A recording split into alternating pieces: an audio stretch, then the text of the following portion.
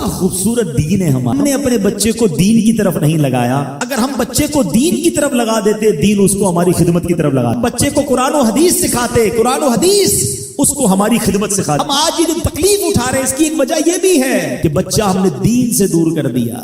اگر آپ چاہتے ہیں کہ آپ کے بڑھاپے کا سہارا آپ کے بچے بنے, آپ کے مرنے کے بعد بھی آپ کے لیے صدقہ جاریہ بنے, آپ نے اپنے بچوں کو دین کی طرف لانا ہے. کچھ اولادیں وہ ہیں جن کی ماں باپ نے تربیت ایسی کی, ہم نہیں چاہتے, وہ خود رابطہ کر رہے ہوتے ہیں کہ ماں کا انتقال ہو گیا, یار کچھ کنواں کھدوانا ہے, کوئی مسجد بنانی ہے, کوئی مدرسے میں میری ماں کے لیے مجھے کچھ کرنا ہے. کیوں؟ ماں نے تربیت ایسی کی, والد نے تربیت ایسی کی, انہیں ماحول ایسا دیا کہ ماں باپ کے مرتے ہی انہیں فکر ہو گئی کہ میری ماں قبر میں اکیلی ہے, میرا والد قبر میں اکیلا ہے, اس نے روز مجھے کھانا کھلایا تھا, آج میں روز اسے ثواب پہنچانے کا کوئی انتظام کروں. یہ اس بچے کے دل میں خیال کیسے آیا؟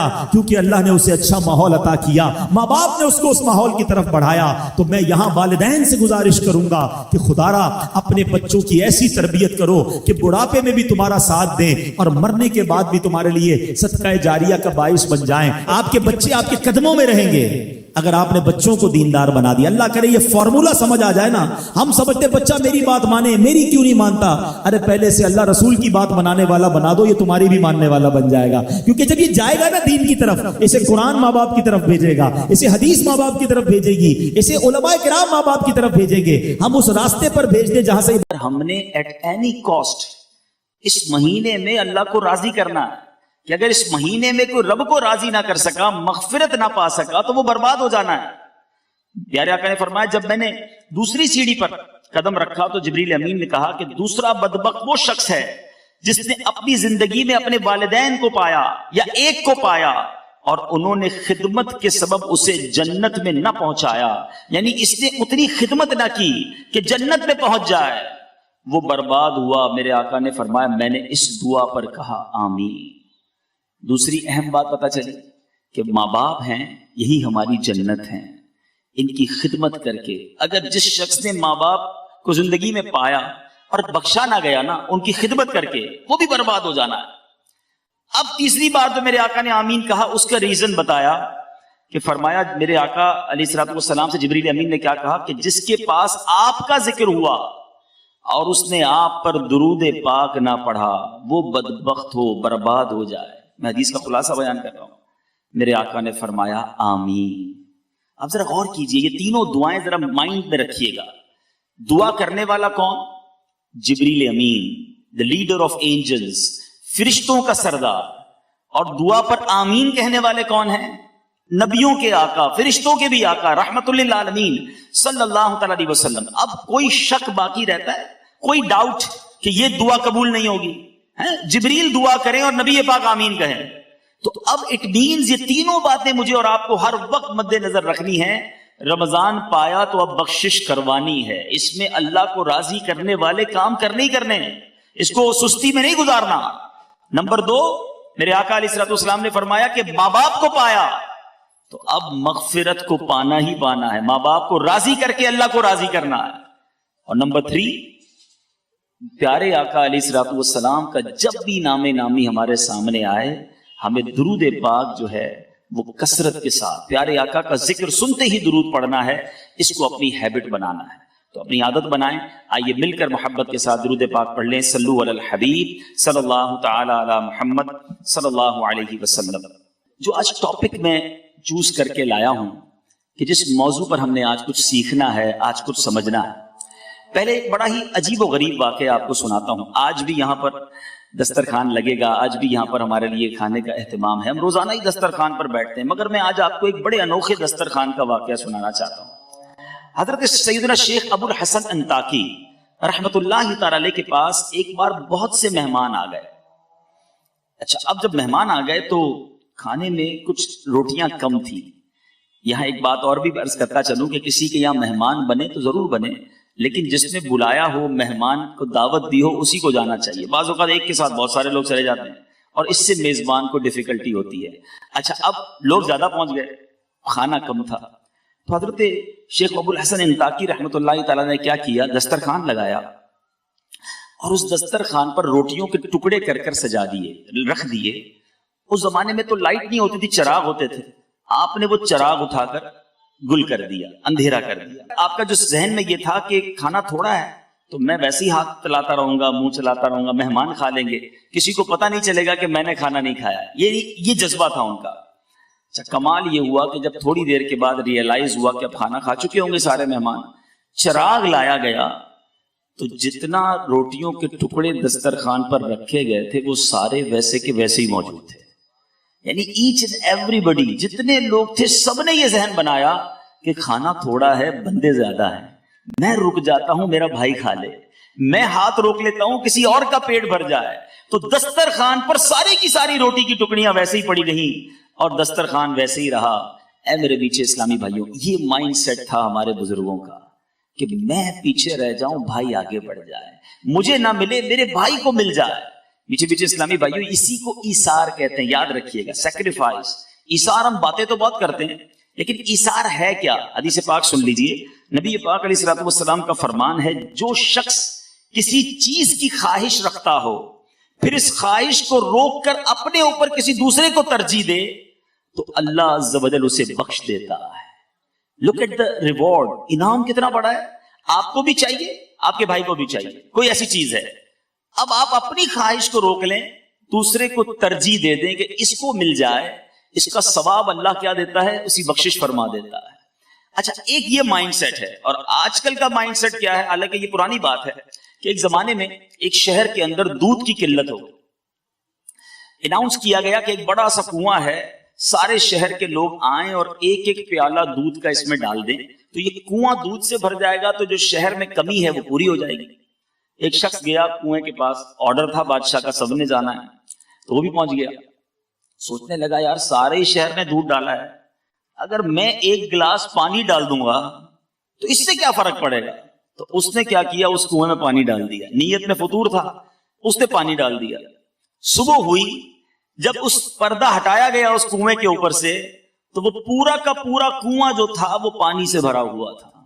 یعنی ہر شہر کے بندے نے یہی سوچا کہ میرے ایک گلاس پانی سے کیا ہوگا, کسی نے دودھ نہیں ڈالا.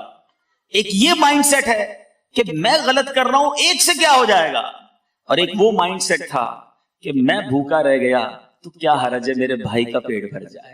ایچ اینڈ ایوری بڈی وہاں بھوکا رہا اور یہاں پورے شہر نے پانی کا گلاس ڈال دیا. میں کس طرف کی سوچ رکھتا ہوں کہ میرا بھلا ہو جائے, سامنے والے کا بیڑا غرق ہو جائے, یہ میرا ذہن ہے.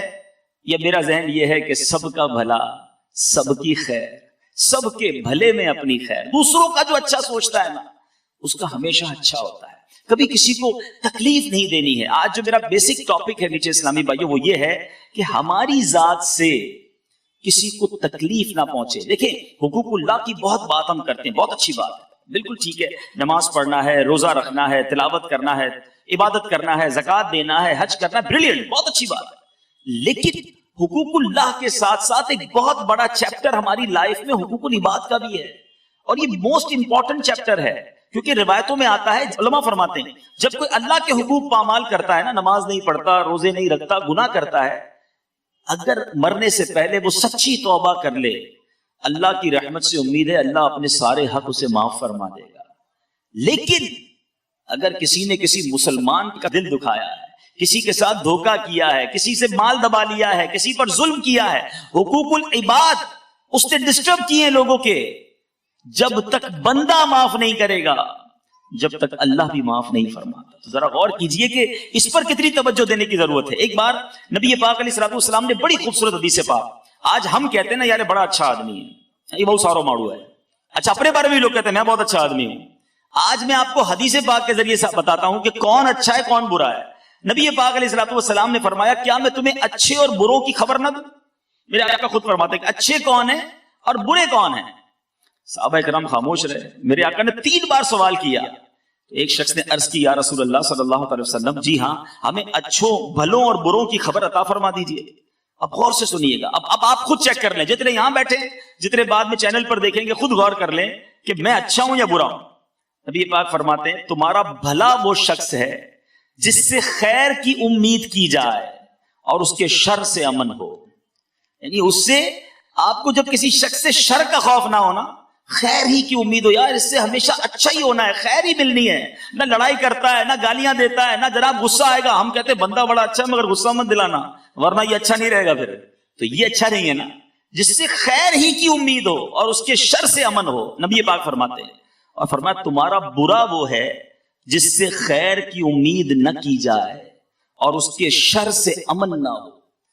اب غور کریں کہ مجھ سے لوگ ڈرتے ہیں، مجھ سے لوگ تکلیف میں ہیں. دیکھیں ہم کبھی کبھی کہتے ہیں یار میری بڑی عزت کرتے ہیں لوگ. ایک عزت ہوتی ہے خوف سے، عزت نہیں کریں گے تو پھر اور ذلیل کر دے گا. نوکر جو ہمارے ہوتے ہیں، امپلائیز ہوتے ہیں، وہ کیوں عزت کرتے ہیں؟ بھائی نوکری کر رہے ہیں، ہمیں زیادہ عزت نہیں کریں گے تو سیلری نہیں ملے گی، بونس نہیں ملے گا. لیکن ہمارے جانے کے بعد کیا وہ ہماری عزت پیچھے سے کر رہے ہوتے ہیں؟ عزت وہ ہے جو آپ کے پیچھے بھی کی جائے. آپ کے سامنے اگر کوئی عزت کر رہا ہے تو ہو سکتا ہے وہ خوف سے کر رہا ہو. وقار عزت اس چیز کا نام ہے کہ ہم اس کے سامنے ہو نہ ہو، بندہ پیچھے سے بھی دل میں عزت رکھے کہ بڑا اچھا آدمی ہے. اب اپنے بارے میں مجھے اور آپ کو غور کرنا ہے کہ مجھ سے خیر کی امید کی جاتی ہے یا شر کی امید کی جاتی ہے. نبی پاک علیہ الصلوۃ والسلام کی ایک بڑی اہم حدیث پاک اگر آج یہ آپ سب کو یاد ہو جائے نا، اور آج اس بیان کا سمجھ لیں مین آبجیکٹ یہی ہے. سرکار دو عالم صلی اللہ تعالی علیہ وسلم نے فرمایا من آذا مسلما فقط آذانی ومن آذانی فقط آذ اللہ. مختصر حدیث ہے لیکن کمال بات فرما دی میرے آقا نے.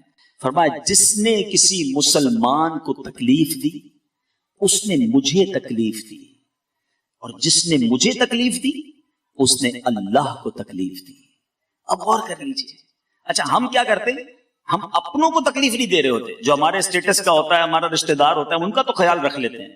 مگر عام مسلمانوں کے ساتھ ہمارا رویہ ایسا ہے، ہمارے غریب رشتہ داروں کے ساتھ، ہمارے امپلائیز کے ساتھ جس کو ہم نہیں جانتے، بالکل نہیں جانتے، روڈ پہ مل گیا، تھوڑی سی ٹکر لگ گئی، تھوڑا سا ہاتھ لگ گیا، تھوڑا سا بھیڑ میں آ گیا، ہمارے آگے کسی نے گاڑی بڑھا دی. اب ہمارا ایٹیٹیوڈ کیا ہے؟ اس وقت ہم تکلیف دیتے ہیں یا اگنور کر دیتے ہیں کہ کوئی بات نہیں، مسلمان ہے. پورا مطلقاً نبی پاک نے فرمایا جس نے کسی مسلمان کو تکلیف دی. پھر اب غور کر لیجیے، ہم نے کسی مسلمان کو تکلیف نہیں دینی ہے، کیونکہ آگے یہ بات کدھر جا رہی ہے؟ مجھے تکلیف دی میرے آقا فرماتے جس نے مجھے تکلیف دی اس نے اللہ کو تکلیف دی. ہم اس دنیا میں تکلیف پہنچانے نہیں آئے. اگر آج کسی پر ظلم کرتے ہوئے، کسی کو ناراض کرتے ہوئے، کسی کا دل توڑتے ہوئے آپ آگے جا رہے ہیں، ٹھیک ہے، دنیا میں کوئی کچھ نہیں کہہ سکتا. مگر آئیے میں آپ کو ایک اور روایت سناتا ہوں کہ قیامت کے دن کیا کچھ ہو سکتا ہے. میرے بیچ اسلامی بھائیوں، ایک بار نبی پاک علیہ الصلوۃ والسلام نے فرمایا کیا تم جانتے ہو مفلس کون ہے؟ آج اگر میں آپ سے بھی سوال کر لوں کہ مفلس کون ہے، آپ کہیں گے جس کے پاس گھر نہیں ہے، جس کے پاس گاڑی نہیں ہے، جس کے پاس پیسے نہیں ہے، وہ مفلس ہے. صحابہ کرام علیہ رضوان نے بھی کچھ ایسا ہی جواب دیا کہ جس کے پاس درہم و دینار سامان نہیں ہوگا وہ مفلس ہے. میرے آقا علیہ الصلوۃ والسلام نے فرمایا نہیں، سنو حدیث کا خلاصہ ہے، میری امت میں مفلس وہ ہے جو قیامت کے دن نماز، روزے اور زکوٰۃ لے کر آیا. نماز بھی پڑھی ہوگی، بہت سارے میرے بھائی یہاں بیٹھے ہیں جو ماشاءاللہ نمازی ہیں، میں کئیوں کو جانتا ہوں، روزے بھی پورے رکھ رہے ہوں گے، زکوٰۃ بھی دے رہے ہیں، کئی حج اور کئی عمرے بھی آپ نے کیے ہوں گے. سنو، آقا ڈیفائن کر رہے ہیں کہ مفلس وہ ہے جو قیامت کے دن روزے بھی لے کر آئے گا، نماز بھی لے کر آئے گا، زکوٰۃ بھی لے کر آئے گا. پھر مفلس کیوں ہے بھائی؟ سنیے، مگر حال یہ ہوگا کہ کسی کو گالی دی ہوگی، کسی پر تہمت لگائی، اس کا مال کھایا، اس کا خون بہایا، اسے مارا، اس کی اب کیا ہوگا؟ اب اس کی نیکیوں میں سے مظلوم کو نیکیاں دینی جائیں گی، اور پھر کچھ اس مظلوم کو، پھر اس مظلوم کو، پھر جس کے ذمے جو حقوق تھے جب یہ دیتا جائے گا نیکیاں ختم ہو جائیں گی، مظلوم زیادہ ہوں گے، تو اب مظلوموں کے گناہ اس کے سر پر ڈالے جائیں گے اور پھر اس شخص کو آگ میں پھینک دیا جائے گا. یعنی اس کے اپنے گناہ نہیں ہوں گے، بظاہر اس کے بعد نیکیاں ہوں گی، لیکن چونکہ اس نے دل آزاریاں، ظلم اور لوگوں کے حقوق تلف کیے ہوں گے، قیامت کے دن یہ سب دینا پڑ جائے گا.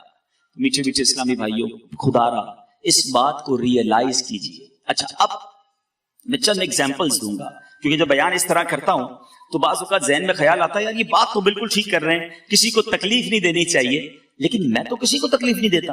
ہم بعض اوقات یہ سمجھ رہے ہوتے کہ میں تو کسی کو تکلیف نہیں دیتا، میں تو بڑا اچھا انسان ہوں. تو اب میں چند ایگزامپلز اپنے بیان میں دوں گا، غور سے سنیں گے کہ کیا کہیں اس انداز سے تو میں تکلیف نہیں دیتا.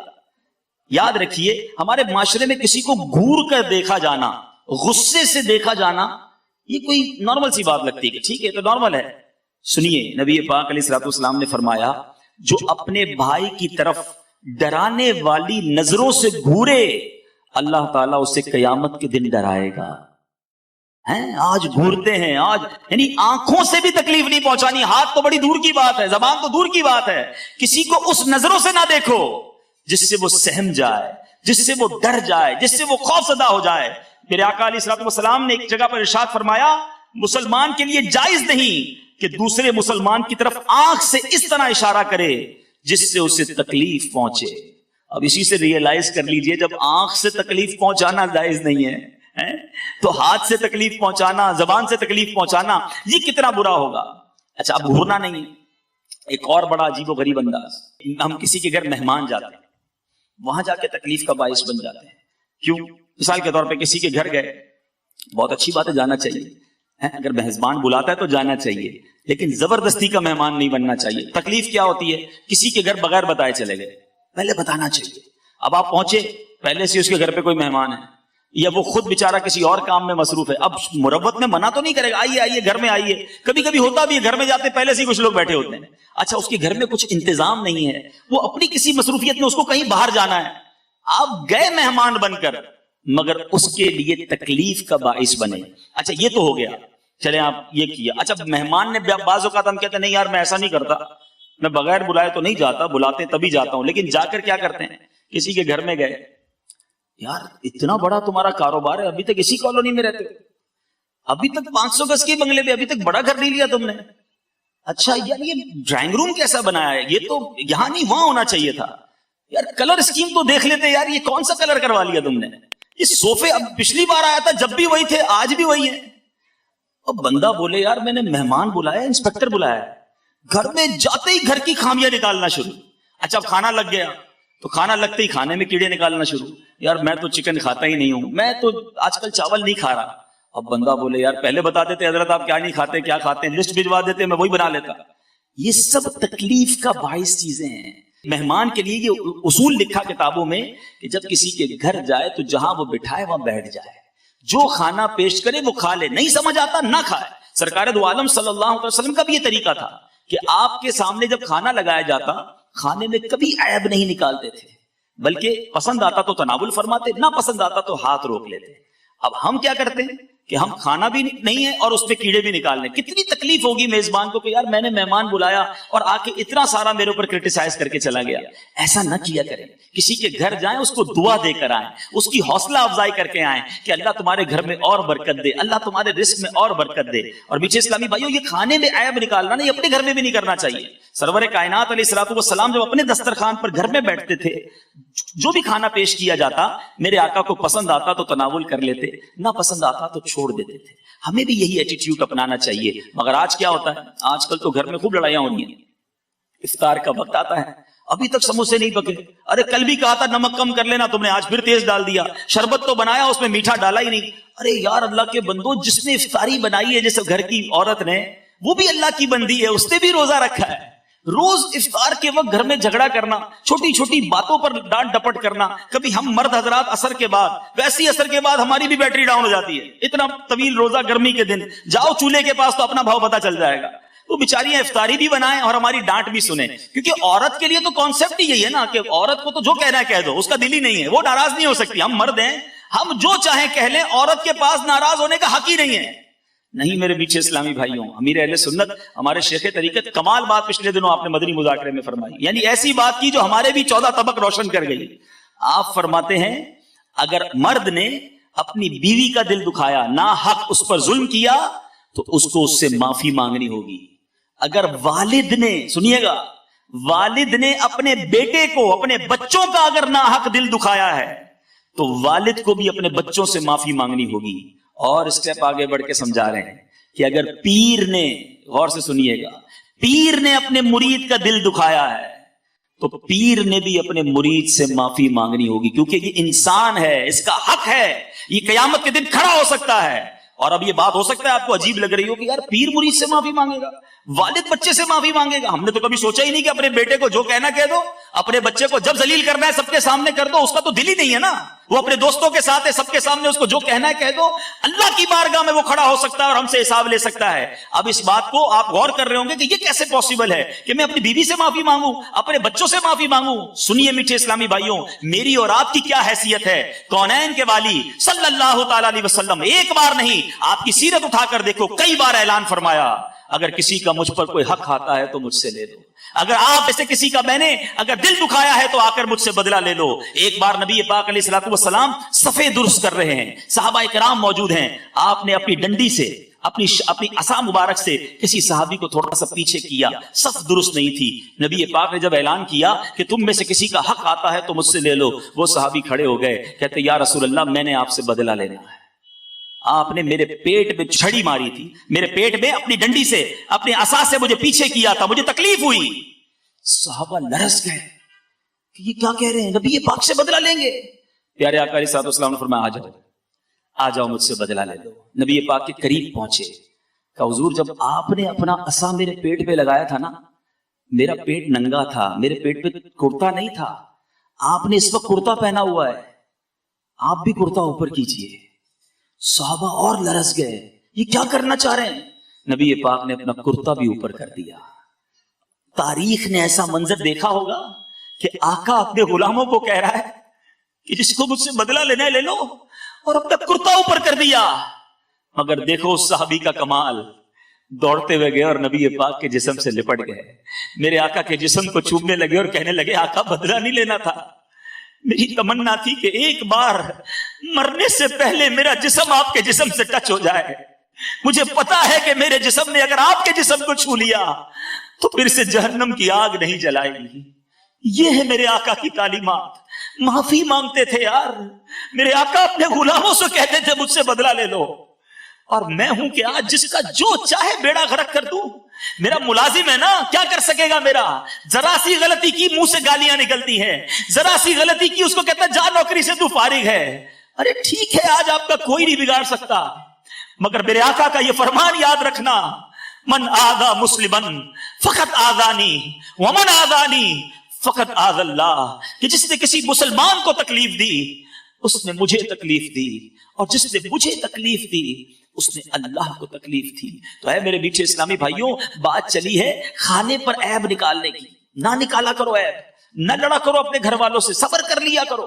ایک بہت گناہگار شخص تھا, اس کا انتقال ہو گیا. انتقال کے بعد اس کے دوستوں نے اسے خواب میں دیکھا اور کہا کہ تمہارے ساتھ کیا معاملہ ہوا. کہنے لگا اللہ تعالیٰ نے میری مغفرت فرمانی. لوگ بڑے حیران ہوئے, تو بڑا گناہگار, تیری مغفرت کیسے ہو گئی. کہتا گناہگار تو تھا, ایک بار میری زوجہ نے کھانا بنایا اور کھانے میں نمک بہت زیادہ ڈال دیا. بڑا غصہ آیا, بڑا غصہ آیا کہ ابھی سزا دوں. ہو سکتا ہے یہاں بھی ایسے کوئی شیر ببر بیٹھے ہوں گے کہ جیسی کھانے میں کوئی گڑبڑ ہوتی ہوگی تو ہاتھ بھی اٹھا دیتے ہوں گے, پلیٹ بھی پھینک دیتے ہوں گے. کہتے ہیں میرا بھی بڑا غصہ ہے کہ بدلہ لے لوں, مگر دل ہی دل میں سوچا کہ آج میری بیوی نے ایک غلطی کی ہے, میں چلا بدلہ لینے. میں صبح سے شام اپنے رب کی بارگاہ میں کتنی خطائیاں کرتا ہوں, کتنی غلطیاں کرتا ہوں, وہ تو مجھ سے کوئی سزا نہیں دیتا, وہ تو مجھے چلائی جا رہا ہے, نبھائی جا رہا ہے. کہتا کچھ نہیں کہا, سنیے گا, زبان سے کچھ نہیں کہا, بس میں نے صبر کر لیا اور کھانا کھا لیا, اگنور کر دیا, دیٹس اٹ. اللہ دلوں کے حال جانتا. اس نے زبان سے کچھ نہیں کہا کہ میں نے تجھے معاف کیا, چل آج غلطی کی آئندہ مت کرنا, آئندہ کرو گی تو پھر سزا دوں گا. نہیں, کوئی اترایا نہیں, کوئی جتلایا نہیں, کچھ بھی نہیں, دل ہی دل میں معاف کر دیا. مرنے کے بعد اسے بتایا گیا کہ اس روز تم نے اپنی بیوی کو, میری بندی کو کھانے میں غلطی کرنے پہ جو معاف کیا تھا, تو نے بندہ ہو کر میری بندی کو معاف کر دیا. میں تو سب سے بڑا معاف کرنے والا ہوں, جا میں نے تیرے سارے گناہ معاف کر دیے. یہ ہے معافی کی فضیلت, یہ ہے صبر اور یہ ہے نرمی. ہم تکلیف دینے نہیں آئے دنیا میں, خدا را یہ بہت تھوڑی سی لائف ہے, سمجھو میری بات کو. تھوڑے دنوں میں ہم سب نے دنیا سے چلے جانا ہے. جتنا جینا ہے نا خوشیاں بکھیر کے جیے, پیس اور لو اور محبت دے کر جیو. کیوں تکلیفیں دیتے ہیں؟ کچھ لوگ ہوتے ہیں, آپ کو بھی پتا ہے, آپ بھی جانتے ہیں, میں بھی جانتا ہوں, کہ جن سے ملنے کو جی نہیں چاہتا ہے. بندہ کیا یار ملیں گے نا تو کوئی تنزی کرنا ہے انہوں نے, کانٹے لگے ہوتے ہیں. ایسا لگا کچھ شخصیات میں کانٹے لگے, ہاتھ ملاؤ تو کانٹا چبو دیتے ہیں. بندہ بولے نہ ہی ملتا تو اچھا تھا یار. ایسے لوگوں کا بندہ فون بھی نہیں اٹھاتا. جب فون اٹھاؤں گا تو جناب کم از کم آدھا گھنٹہ انہوں نے بات کرنی ہے اور دنیا بھر کی پچات کرنی ہے. ایسے نہ بنو. لوگوں کے لیے کمفرٹ زون رکھیں. آپ ایسے بن جائیں کہ لوگ آپ سے بات کرنے میں خوش ہوں, آپ کے قریب آنے میں ان کو مزہ آئے. اچھا, بہت سارے انداز ہیں, چونکہ وقت تھوڑا ہے, ورنہ بہت ساری ایسی مثالیں ہیں کہ ہم کہاں کہاں لوگوں کو تکلیف دیتے ہیں. پڑوسی, ہم سمجھتے پڑوسی ہے تو ٹھیک ہے, وہ اپنے گھر میں رہتا ہے, میں اپنے گھر میں رہتا ہوں, لیکن پڑوسی کے حقوق کتنے. سرکار دو عالم صلی اللہ تعالی علیہ وسلم نے فرمایا, اللہ کی قسم وہ ایمان والا نہیں, اللہ کی قسم وہ مومن نہیں ہو سکتا. سنیے گا, صحابہ نے عرض کی رسول اللہ صلی اللہ علیہ وسلم وہ کون ہے؟ آپ فرمانے اللہ کی قسم وہ مومن نہیں ہو سکتا. میرے آقا علیہ الصلوۃ والسلام نے فرمایا, جس کی برائیوں سے اس کا پڑوسی محفوظ نہ رہے وہ مومن ہی نہیں ہو سکتا. ہم کہتے ہیں بھائی میرا گھر ہے, اس کا گھر اس کا گھر ہے. بچہ ان کا غلطی کر جائے, ہم نے آستین چڑھا کے لڑائی کرنی شروع کر دینی ہے. اچھا, پڑوسیوں کو تکلیف کیسے دیتے ہیں؟ اپنا گھر دھویا, اب اس کے گھر کے آگے پانی پڑا ہوا ہے, اپنے گھر کا کچرا ادھر جا کے رکھ دیا, رات دیر سے, اب یہ بلڈنگوں میں جو رہتے ہیں بالخصوص, اب اوپر والا جناب رات کو ہی کاریگری کر رہا ہے, اپنے سارے فرنیچر کو رات کو ہی سیٹ کرنا ہے, نیچے والوں کی نیند برباد ہوتی ہے تو ہو جائے, ڈرل مشین سے سوراخ کر رہے ہوتے ہیں. تو خدا را سوچئے کہ آپ جاگ رہے ہیں, ساری بلڈنگ نہیں جاگ رہی ہے. اب آپ اپنے جو بنگلوں میں رہتے ہیں وہ اپنے پڑوسیوں کے بارے میں سوچ لیں کہ میں کہاں کہاں کسی کے لیے تکلیف کا باعث تو نہیں بنتا. اچھا, آپ کو کوئی تکلیف دے رہا ہے تو آپ نے کیا کرنا ہے؟ آپ نے صبر کرنا ہے. مجھے ایک بڑا پیارا واقعہ یاد آ گیا. ہمارے اسلاف کیسے تھے. سیدنا مالک بن دینار رضی اللہ تعالیٰ عنہ, آپ کا ایک پڑوسی یہودی تھا. آپ اللہ کے بڑے نیک بندے تھے, اس کو بڑی آپ سے جو ہے نا کس کو جیلسی تھی کہ یار یہ مسلمان اتنا بڑا عالم دین میرے برابر میں رہتا ہے. وہ ڈیلیبریٹلی جان بوجھ کر اپنے گھر کی گندگی پرنالے کے ذریعے روزانہ آپ کے گھر میں پھینکتا. گندگی پرنالا سمجھ گئے نا آپ, جو بارش کے لیے ہوتا ہے, تو روز گندگی پھینکتا. سیدنا مالک بن دینار روز اسے پانی ڈال کے صاف کر لیتے. ایک دن, 2 دن, 4 دن, اس نے کبھی تو لڑائی کریں گے, کبھی تو جھگڑا ہوگا, کئی دن گزر گئے. اس نے آ کے دروازہ کھٹکھٹایا, کہ میں روز گندگی بھیجتا ہوں, آپ کو تکلیف نہیں ہوتی؟ کہتے ہیں تکلیف تو بڑی ہوتی ہے. آپ کو غصہ نہیں آتا؟ کہ میں نے نبی پاک علیہ الصلوۃ والسلام کا فرمان سنا ہے کہ غصہ پینے والے اللہ کو محبوب ہیں, میرے اللہ کو معاف کرنے والے پسند ہیں, میں پانی ڈال کے دھو دیتا ہوں اور صبر کر لیتا ہوں. وہ کہتا ہے حضرت اب بعد میں گھر کی گندگی صاف کیجیے گا, میرے دل کی گندگی کو صاف کیجیے, کلمہ پڑھ کر مسلمان ہو گیا. ہمارے اسلاف وہ تھے جن کے پڑوسی غیر مسلم ہوتے تو اچھے اخلاق کی وجہ سے مسلمان ہو جاتے. ہمارا اخلاق یہ ہے کہ ہمارے مسلمان پڑوسی ہماری وجہ سے پریشان ہیں. آپ خود بتاؤ, میرا اور آپ کا کوئی غیر مسلم پڑوسی ہو, کیا ہمارے ایٹیٹیوڈ کو دیکھ کر وہ مسلمان ہوگا کہ یار اتنے اچھے ہوتے مسلمان؟ وہ تو شاید یہ کہے گا یار مسلمان ایسے ہوتے, اسلام ایسا مذہب ہے. خود سوچئے. یہ میں آپ کو وہ تمام چیزوں کو شارٹلی ہائی لائٹ کرتا جا رہا ہوں کہ ہم کدھر غلطیاں کر جاتے ہیں. اچھا, ایک اور بڑا برا انداز, یہ دوست نوجوان بیٹھے ہیں, مذاق کرنا. لیکن مذاق ایک شریعت کی باؤنڈری ہے. پہلے ایک طریقہ سن لیجئے, بڑی خوبصورت بات ہے. مفتی احمد یار خان نعیمی لکھتے ہیں, ایسی بات جس سے اپنا اور سننے والے کا دل خوش ہو جائے مزاح ہے, اور جس سے دوسرے کو تکلیف پہنچے, جیسے لوگ مذاق اڑاتے ہیں, یہ سخریہ ہے. مزاح اچھی چیز ہے اور سخریہ بری بات ہے. مزاح ٹھیک ہے کہ سب خوش ہو جائیں, میں بھی خوش ہو جاؤں, آپ بھی خوش ہو جائیں, کوئی مسکرانے والی بات کر لے, یہ ٹھیک ہے. لیکن مذاق میں کسی کا دل دکھا دینا, بڑے عجیب طریقے ہیں. کسی کا موبائل چھپا لیں گے, کسی کی گاڑی کی چابی چھپا لیں گے, وہ بیچارہ پریشان ہو رہا ہے. کسی کو جناب اپریل فول جو آج کل چلا ہے, کئی لوگوں کے ایکسیڈنٹ ہو گئے, یار تمہارا بیٹا ہاسپٹل میں جلدی پہنچو, جلدی گاڑی چلا کے وہ پہنچا, بیٹا تو ہاسپٹل میں نہیں تھا, باپ ہاسپٹل میں پہنچ گیا. ان کے مذاق کے چکر میں فون میں رات کو اٹھا دینا, کسی کو رات کو ڈرا دینا. نہیں میرے نیچے اسلامی بھائیو, یہ مذاق بھی کسی کو تکلیف نہیں پہنچا سکتے. اتنی دل خراش جس کو کہیں, اتنی ڈرانے والی روایت ہے.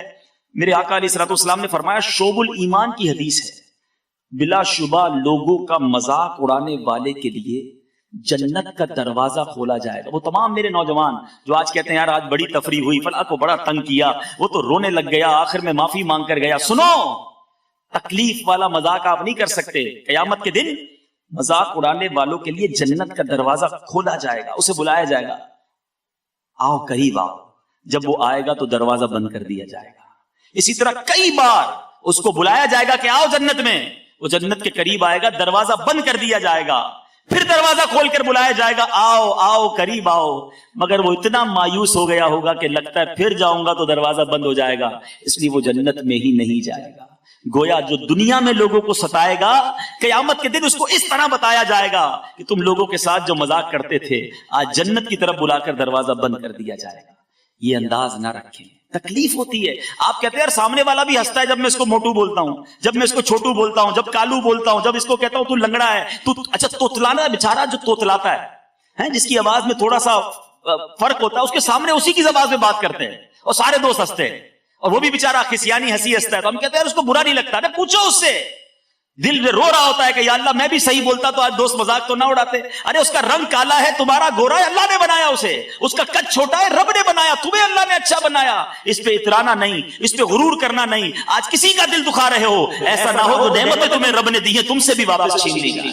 تو کبھی بھی اس طرح کسی کا مذاق نہیں اڑانا چاہیے۔ یہ بھی ایک انداز ہے لوگوں کا دل دکھانے کا اور تکلیف پہنچانے کا۔ میٹھے میٹھے اسلامی بھائیوں، اب آخر میں صدقہ و خیرات میں بھی کیا تکلیف پہنچاتے ہیں؟ کتنی عجیب بات۔ اصل میں دیکھیں شیطان جو ہے نا وہ اتنا ملعون ہے، ہمیں نیکی نہیں کرنے دیتا، اور نیکی کر لے تو چاہتا ہے یار اس کی نیکی ڈیمیج ہو جائے کسی طرح، یہ نیکی تو کر گیا اس کا نقصان ہو جائے۔ اب کیا کرواتا ہے؟ احسان جتواتا ہے۔ کسی غریب کی شادی کروا دی ہم نے، کسی کو علاج کروا دیا، کسی کی ماں بیمار تھی تو اس کو علاج کرا دیا، کسی کا قرضہ تھا قرضہ اتار دیا۔ اب کیا کرتے ہیں لوگ؟ ہاں بھائی یاد ہے نا تیرا علاج میں نے کرایا تھا، وہ دن یاد ہے تیری بہن کی شادی کروائی تھی، نوکری نہیں تھی تیرے پاس، نوکری میں نے دلائی تھی، بھول تو نہیں گیا نا؟ آج ماشاءاللہ اتنا بڑا کاروباری ہو گیا، پہلا قرضہ مجھے سے لینے آیا تھا۔ اب وہ بندہ شرم سے پانی پانی ہو جائے کہ یار کاش اس سے نہ ہی لیتا تو اچھا تھا، یہ جب دیکھو ملتا ہے مجھے ذلیل کرتا ہے۔ میٹھے اسلامی بھائیو، قرآن کہتا ہے، میں نہیں کہہ رہا، قرآن پاک میں اللہ تبارک و تعالیٰ نے کیا خوبصورت ہماری تربیت فرمائی۔ قرآن کہتا ہے اپنے صدقے باطل نہ کر دو، احسان رکھ کر اور ایذا دے کر۔ جو جتاتا ہے نا اپنا احسان، اس کا صدقہ بھی باطل ہو جاتا ہے۔ آپ صدقہ دیں، اللہ کے لیے دے رہے ہیں، جتلانا کس چیز کا؟ اچھا اب آپ کہیں گے، دیکھیں میں دوبارہ کہا تھا نا میں کچھ مثالیں دوں گا، اب آپ کہیں گے یار میں تو ایسا نہیں کرتا، نہیں جتاتا۔ اچھا ٹھیک ہے آپ جتاتے نہیں ہیں، لیکن بیک آف دا مائنڈ کیا ہوتا ہے کہ یار میں نے اس کے پیسے دیے نا، اس کو اس کی مدد کی ہے، اب یہ میرا ہر وقت مجھے سلام دعا کرتا رہے گا، میری خدمت کرے گا، میری بڑی عزت کرے گا، جدھر جاؤں گا کھڑا ہو جائے گا، کیونکہ میں نے سپورٹ کیا ہے۔ یہاں تک ہمارا مائنڈ سیٹ ہوتا ہے کسی کو عمرے پہ بھیج دیں، کسی کو حج پہ بھیجیں، کیا بولتے ہیں بھائی ہر چکر میں میرے لیے دعا کرنا، میں نے دیے نا پیسے، اس کو کہتے ہیں یہ نہیں ہے میں نے دیے پیسے، دیکھ بھولنا نہیں ہے۔ اب وہ بھی کہتا ہاں بھائی آپ کے تو نام پہ عمرہ بھی کروں گا، آپ کے نام پہ طواف بھی کروں گا، آپ کو کدھر سے بھولوں گا، اور ہم بھی شاید فون کر کے پوچھتے ہوں ہاں بھائی کتنی دعائیں کی میرے لیے۔ اب بیک آف دا مائنڈ سوچیں کہ یہ صدقے کا بدلہ تو نہیں۔ اچھا پھر ہمارا یہ بھی ذہن ہوتا ہے کہ جس کی مدد کی ہے نا آفس میں، کسی ملازم کی مدد کر دی، گھر دلا دیا، اب تو یہ سب سے زیادہ میری عزت کرے گا۔ یار یہ کہیں صدقے کا بدلہ تو نہیں، صدقے کا بدلہ تو مجھے اللہ سے لینا تھا۔ آئیے میں آپ کو بتاتا ہوں ہمارے اسلاف کیا کرتے تھے۔ بی بی عائشہ صدیقہ رضی اللہ تعالی عنہا، حضرت ام سلمہ رضی اللہ تعالی عنہا، ہماری امی حضور ہیں، امہات المومنین ہیں، ان کا ایٹیٹیوڈ کیا ہوتا تھا؟ یہ جب کسی کو صدقہ دینا ہوتا نا تو اپنے خادم کو بھیجتی، کہتی جا کے صدقہ دے آؤ، اگر وہ کوئی دعا دینا تو وہ دعا نوٹ کر کے لے آنا۔ وہ مثال کے طور پہ آ کر بتاتا کہ بی بی جان انہوں نے آپ کو 4 یہ والی دعائیں دی ہیں، تو آپ ہاتھ اٹھاتی اور وہی 4 دعائیں اس کے لیے کرتی، اس فقیر کے لیے، اور فرماتی دعا کے بدلے دعا ہو گئی، صدقے کا ثواب اللہ سے لیں گے۔ وہ دعا بھی نہیں چاہتی تھی کہ ہم کسی کو مدد کریں تو یہ دعا کرے۔ ہم کیا کہتے ہیں یار بابا میرے لیے ذرا خاص دعا کرنا، میرا کام اٹکا ہوا ہے۔ اٹ مینس کہ میں نے جو دیا ہے مجھے اس کے بدلے تم سے کچھ چاہیے۔ ایک تو احسان جتانا وہ تو بہت ہی برا، وہ تو باطل کر دیتا ہے، مگر پیوریفیکیشن یہ ہے، صدقے کا کمال یہ ہے کہ آپ کسی کو صدقہ دیں، کسی کی مدد کریں، اس کے بعد یہ امید نہ رکھیں کہ اس سے مجھے کچھ ملے گا۔ ارے میں نے دیا رب کے لیے ہے، میں رب سے اس کا انعام چاہتا ہوں۔ میٹھے اسلامی بھائیو، اس کا اصل کانسیپٹ پتہ ہے کیا؟ غلطی کیوں کر جاتے ہیں ہم؟ اصل میں ہم یہ سمجھتے ہیں کہ میں نے زکوٰۃ دی ہے، میں نے صدقہ دیا ہے تو یہ میرا احسان ہے، جبھی تو آپ اس سے کچھ بیک چاہتے ہیں نا، اس کا کچھ بدلہ چاہتے ہیں۔ یہ غلطی ہے۔ علماء کہتے ہیں، امام غزالی کمال بات لکھتے ہیں، احیاء العلوم میں آپ لکھتے ہیں، صدقہ دینے والے کا احسان نہیں ہے، یہ صدقہ لینے والے کا، زکوٰۃ لینے والے کا تم پر احسان ہے کہ تمہارا میل لے گیا، तुम्हारा बर्डन दूर कर गया, तुम्हें एक फरीजे की अदायगी में उसने मदद की है। होना तो ये चाहिए कि मैं सदका दूं, खैरात दूं और उसका शुक्रिया भी अदा करूं कि बड़ी मेहरबानी आप मुझसे मेरा फरीजा आपने अदा कर दिया। आज बंदा मस्जिद को, मदरसे को, अगर किसी मजहबी शख्सियत को चंदे देता भी है तो उसको धक्के खिलाता है, आज नहीं आना परसों आना, परसों नहीं आना 4 दिन बाद आना। ओ बेचारा वो गरीब आदमी धक्के खा रहा है। अरे उस पर तुम्हारा एहसान नहीं है, आप पर उसका एहसान है कि वो आकर आपका मैल लेके जा रहा है और आपका एक फर्ज अदा करने में आपका सपोर्टर बन रहा है। तो बहरहाल मीठे इस्लामी भाइयों, बहुत सारे तरीके हैं। एक और तरीका बता दूं आखिरी में कि अब एक और गलती क्या करते हैं, किसी का खत पढ़ना। मेरे आका अलैहिस्सलाम ने फरमाया, हदीस का खुलासा है, जिसने किसी का खत बिला इजाजत पढ़ा उसने जहन्नम में देखा, आग में देखा। अच्छा, खतों का तो जमाना नहीं है, मगर मोबाइल फोन तो है ना आजकल। किसी का फोन उठाया, मैसेज पढ़ने शुरू कर दिए, किसी का फोन। अच्छा, अब क्या होता है, किसी के बराबर पे बैठ के बंदा कोई मैसेज बनाया तो वो झुक झुक के देख रहा है। अरे अल्लाह के बंदे, आपका काम ही नहीं है कि आप किसी की प्राइवेसी में दखल करें। ये भी तकलीफ है मुसलमानों को, और ये आग में देखना फरमाया नबी पाक ने। हम कहते नहीं मेरा दोस्त है यार, मैं उसका मोबाइल यूज कर सकता हूं। नहीं, कोई नहीं चाहेगा कि आप उसकी गैलरी में जाकर उसकी पिक्चर्स देखें। हो सकता है उसकी फैमिली की पिक्चर्स हो, उसकी कोई प्राइवेट बात हो। तो ये सब चीजें तकलीफ का बाइस हैं। मैंने आपको फिर दोबारा वो हदीस सुना रहा हूं कि बहुत सारे तरीके जिससे हम तकलीफ पहुंचाते हैं। जरूरी नहीं आप गालियां देने वाले हो, जरूरी नहीं आप लड़ाई झगड़े करने वाले हो, लेकिन ये वो मिसबिहेव हैं जिसके जरिए आप किसी को तकलीफ पहुंचाकर मुसलमान को नाराज कर सकते हैं। सामने वाला कहता नहीं, इसका मतलब ये नहीं कि वो नाराज नहीं है, दिल से वो खुश नहीं होता। तो बहरहाल इस अल्लाह करे कि आज के इस बयान, मुख्तसर से बयान में मैं और आप ये रियलाइज करने में कामयाब हो जाए और सीख कर जाए हर स्टेप पर। अगर हो गई है ना गलती, कोई बात नहीं, इंसान है, हम इंसान है ना, गलती हो सकती है। मैं किसी का दिल दुखा दिया, फिर दोबारा उसे फोन करें, भारी पड़ेगा। हाँ, ये नफ्स को है बड़ा भारी। और खास तौर पे अगर कोई आपसे मातेहत है, आपका बेटा है मिसाल के तौर पे, अल्हम्दुलिल्लाह मैं आपको तहदीस नेमत के लिए बता रहा हूं, अमीर अहले सुन्नत से सीखा कि अपने बच्चों से भी माफी मांगिए, कोई बात नहीं। और बच्चों के दिलों में इज्जत कम नहीं होगी, और बढ़ जाएगी कि यार वालिद होकर बच्चों से माफी मांग रहा है, मांगे। उनकी तरबियत होगी कि वो भी आगे माफी मांगना सीखेंगे किसी से। आप अपने किसी एम्प्लॉय को बुला लें कि यार मुझे लगता है मैंने आपकी, या बल्कि कह ही दें, हो सकता है मैंने कई बार आपका दिल दिखाया हो, अल्लाह की रिजा के लिए मुझे माफ कर देना। तो वो थोड़ी आपकी सीट पे आके बैठ जाएगा, चलो सेठ साहब माफ नहीं करूंगा, मेरे को सीट दे दो। वो भी खुशी खुशी से माफ कर लेगा, आपकी इज्जत ही बढ़ेगी।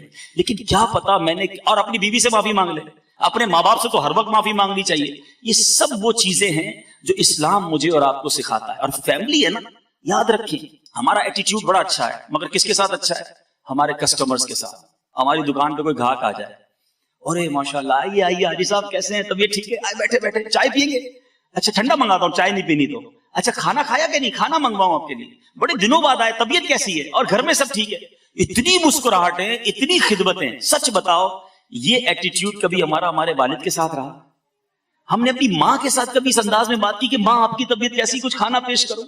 है, कस्टमर के लिए सब है। अच्छा बिल्कुल इसी तरह दोस्त, ये यंगस्टर बैठे, अरे दोस्त तेरे लिए जान हाजिर, बोलना किधर खाना है, चलो चलो यार बस तू हुक्म कर।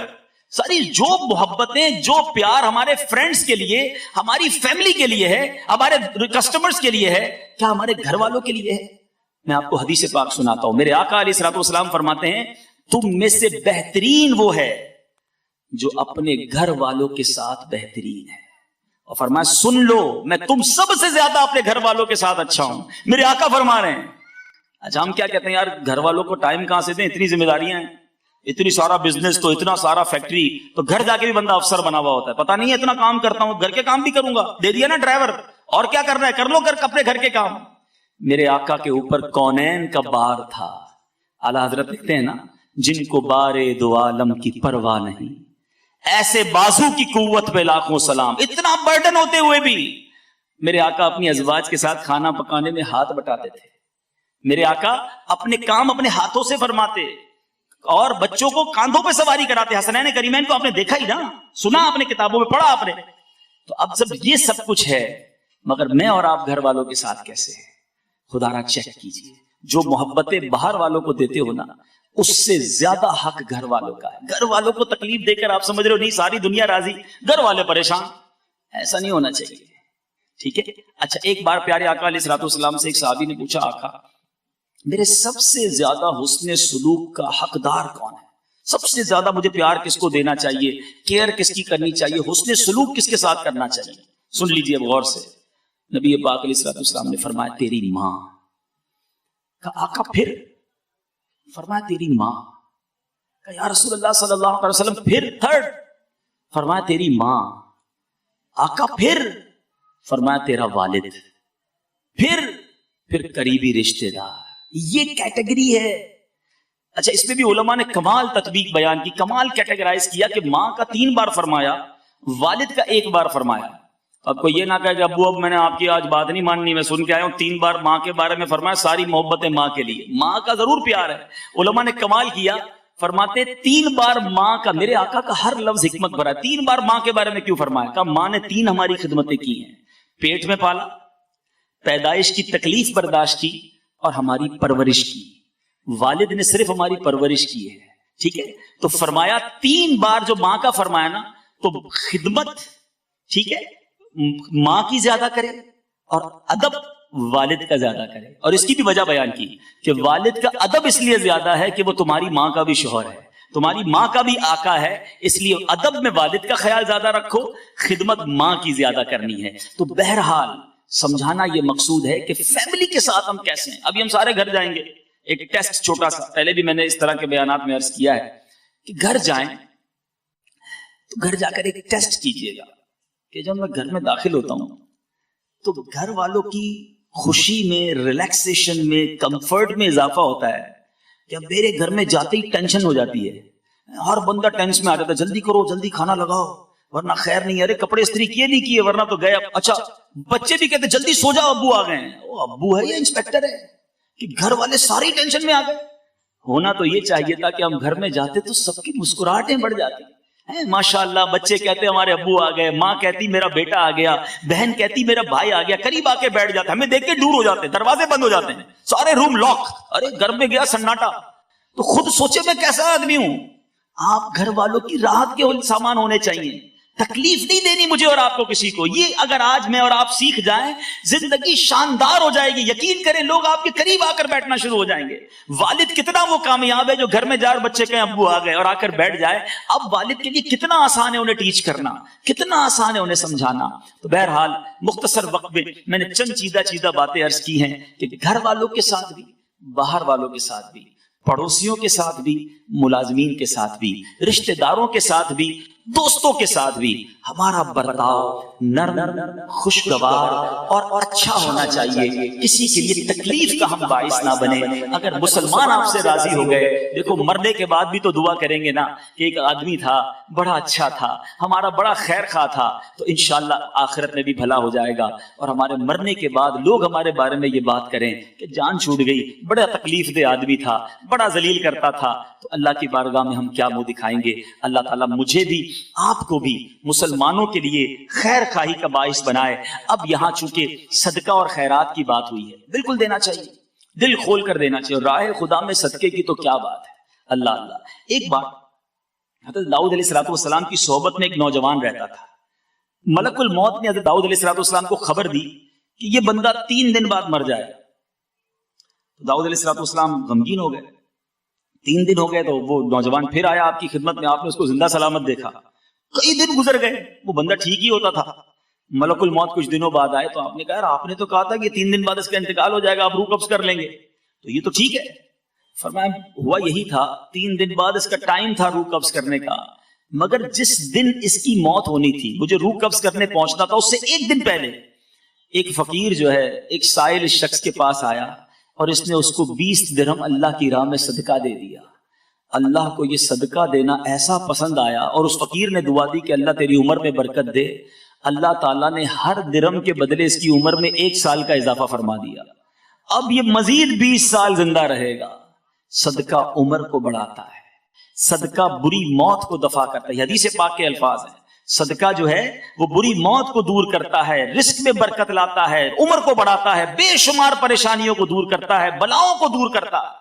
تو آپ سے جتنا ہو سکے دیکھو گن گن کر خرچ نہ کیا کریں. کچھ لوگ کہتے ہیں یار ہم نے زکوٰۃ پوری دے دی, ہم نے تو حساب کمپلیٹ کر دیا. ارے آپ نے کمپلیٹ کر دیا, سامنے اگر اور نیکی کا کام آ گیا کر دو. کیوں؟ روایتوں کا مفہوم ہے کہ اے ابن آدم خرچ کیا کرو, تم خرچ کرو گے تو تم پر بھی خرچ کیا جائے گا, تم جتنا بانٹو گے اللہ اور عطا فرمائے گا. اب دیکھو قرآن پاک میں اللہ تعالیٰ نے صدقہ دینے والوں کو, زکوٰۃ دینے والوں کو کیا پیارے انداز میں سمجھایا. قرآن مجید سورہ بقرہ میں اللہ ارشاد فرماتا ہے من ذا الذی یقرض اللہ قرضا حسنا فَيُضَاعِفَهُ لَهُ أَضْعَافًا كَثِيرًا. ترجمہ کنز ایمان ہے کوئی جو اللہ کو قرض حسن دے تو اللہ اس کے لیے بہت گنا بڑھا دے. بڑی عجیب بات ہے. اللہ نے قرض مانگا. میں آپ کو مثال کے طور پہ 25-50 ہزار روپے رکھوا دوں, 4-5 دن بعد کہوں یار ذرا میرے پیسے واپس کرو, تو آپ کا تو کوئی کمال نہیں ہے نا, میں نے دیے تھے اور میں نے لے لیے. ایسا ہی ہمیں مال کس نے دیا ہے؟ ذرا جواب دیجیے. جب ہمیں مال کس نے دیا؟ نعمتیں کس نے دی؟ ہمیں بنایا کس نے؟ سب اللہ نے دیا. اللہ ہی فرما رہا ہے میری راہ میں خرچ کرو, پھر قرض کیوں فرمایا؟ سبحان اللہ. علماء ہوتے ہیں, مفسرین نے کمال بحث کی اس پر کہ لفظ قرض کیوں استعمال کیا قرآن میں. سبحان اللہ سبحان اللہ. کیا فرمایا کہ آپ کسی کو جب قرض دیتے ہیں, بندہ جب کسی کو قرض دیتا ہے تو کیا سوچتا ہے کہ قرضہ دے رہا ہوں واپس دے گا, ورنہ تو ڈونیشن دے دے نا, صدقہ دے دیں, تحفہ دے دیں. تحفہ الگ ہے, صدقہ الگ ہے. فرمایا صدقہ دیتے وقت بندے کا یہ ذہن نہیں ہوتا, ڈونیشن دیتے وقت, گفٹ دیتے وقت کہ واپس آئے گا. قرض دیتے وقت 100% یہ ریئلائز ہوتا ہے کہ یہ پیسے واپس آنے میرے ہی ہیں. تو سبحان اللہ, قرآن میں لفظ قرض اس لیے استعمال کیا کہ جب بھی راہ خدا میں خرچ کرو یہ یقین رکھنا کہ اللہ نے لوٹانا ہے, یہ واپس ملنا ہے, یہ خزایا نہیں ہو رہا, یہ جمع ہو رہا ہے.